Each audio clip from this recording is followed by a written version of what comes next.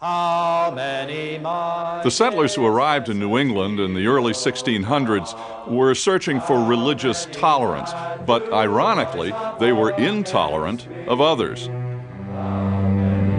70 years later, their intolerance led to a Puritan witch hunt. 200 people were accused, from simple farmers to the governor's wife. I'm David Hartman. 300 years ago, New Englanders believed the devil and witches were real and had come to destroy them. On the charges of a handful of teenage girls in Salem, Massachusetts, they executed 20 of their innocent neighbors. Even today, reasonable people ask, what possessed old Salem village in 1692? The devil came to me and bid me serve him.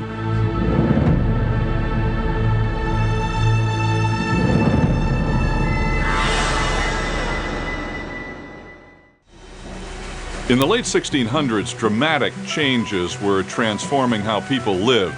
Scientific and political changes, industry and trade.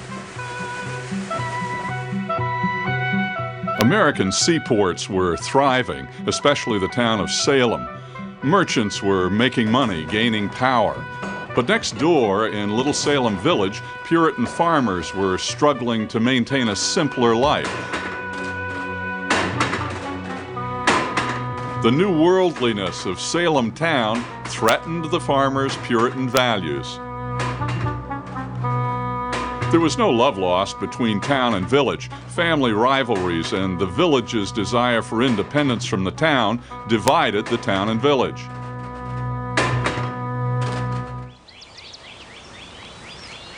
Even the village itself was divided. Anxiety was building. Villagers led by the Thomas Putnam family resisted and resented change. Other villagers, led by the Israel Porter family, had ties to Salem town, business ties, personal profit. The pious farmers' influence was eroding. Finally, the rivalries erupted over picking a new village minister, a position with influence and power beyond the power of the pulpit.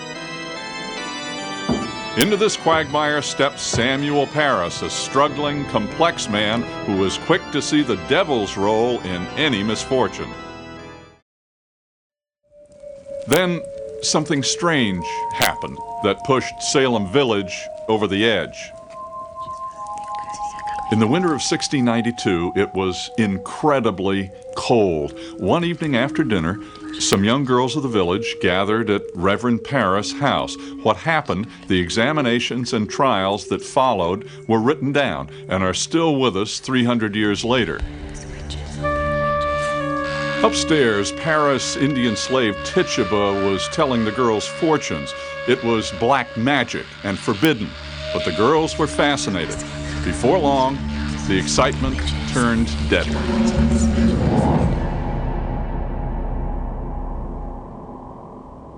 Suddenly, one of the girls saw something, the ghostly form of a coffin.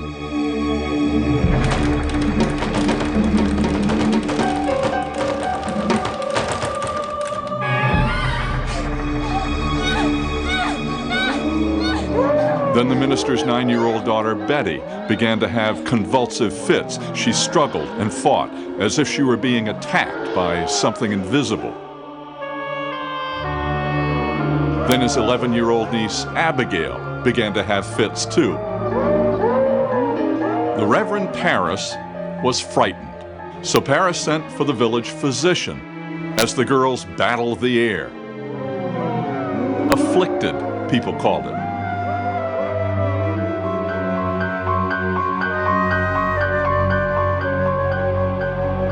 When Dr. Griggs couldn't find anything physically wrong, he diagnosed witchcraft. He said, the evil hand is upon them.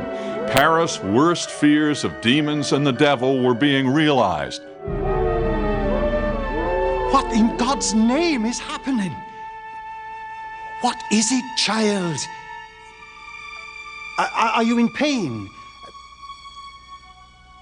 What are you seeing? In desperation, the girls broke down and named names. Tituba. Tituba. Who else? Are there others? Sarah Good. They were 3 women of the village with questionable reputations: a slave, a beggar who smoked a pipe, and an invalid woman who had married her servant. Sarah Usbin.